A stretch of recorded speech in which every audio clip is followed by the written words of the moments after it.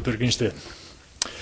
Sýningarstjóri, safnstjóri, hvað eigum við að titla þið? Þú ert að fara að opna heilmikla leikfangasýningu hérna inn í Fríbjarnarhúsi.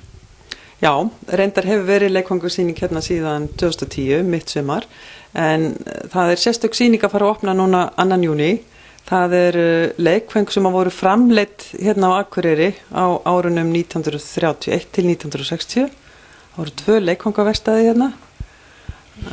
Tengjast þetta eitthvað þessum leikfangum hérna sem eru við hliðina og eru í þessum glerskápum? Það eru leikfangin frá Verksmiðjunum hérna á Akureyri. Þau eru hérna í skápnum. Ég fékk þetta lánað frá 3 söfnum hérna á landi, 2 hérna á Akureyri, fékk frá Iðnaðarsafninu og Minjasafninu og Árbæjarsafni. Sem þetta, þú opnar á hvað laugardaginn 2. júní og hvað stendur þetta lengi?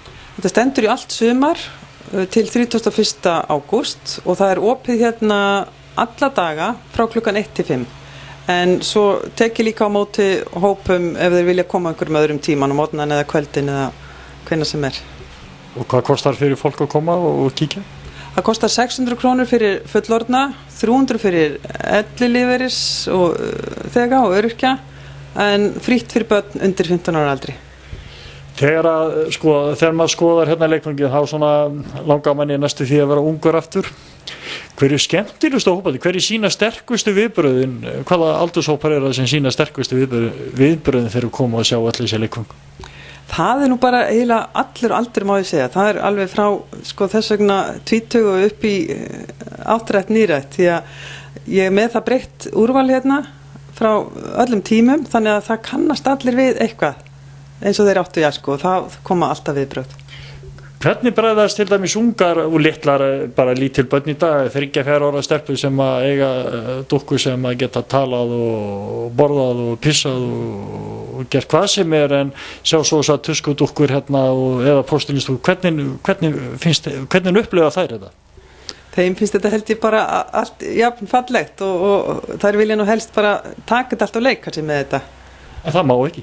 Ekki hérna á sýningunni en ég er með leikherbergi og ég bendi þeim þá bara strax á það að þegar það eru búin að skoða eða börnin þá má fara og leika sér í leikherberginu.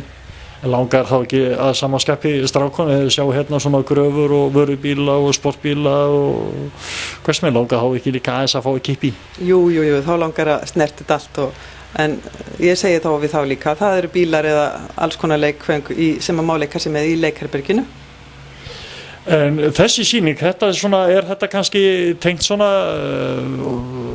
afmæli Akureyrarbæjar? Já, ég vil meina það að þessi leikföng sem voru framleidd hérna á Akureyri í gamla daga, að ég kveikjan var að þessu var afmælishátíðin núna á þessu ári, afmæli Akureyrarbæjar. Þú ert í afmælistöðu svona eins og flesti bæjarbúa að vera þessa dagana?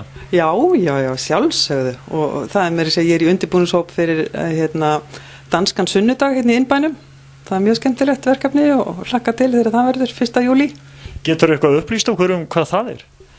Já, það er svona enn í vinnslu og gerjun en það á að vera svona fínt kaffiboð í ýmsum görðum hérna í innbænum ef fólk er tilbúið til að taka þátt í þessu og þá er þetta svona í anda ljósmyndar sem er til inn í Minjasafni af fólki í sunnudagskaffi.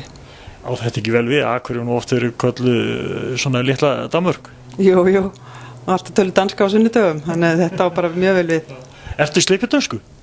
Já, lít. Guðbjörg, þetta lítur glæsilegt og þú náttúrulega bara hvetur fólk á öllum aldri bara sem breiðast á hóp til að koma og kíkja? Já, bara endilega, ég vil sjá sem flesta koma hingað í sumar. Takk fyrir og gangið vel. Takk hérlega.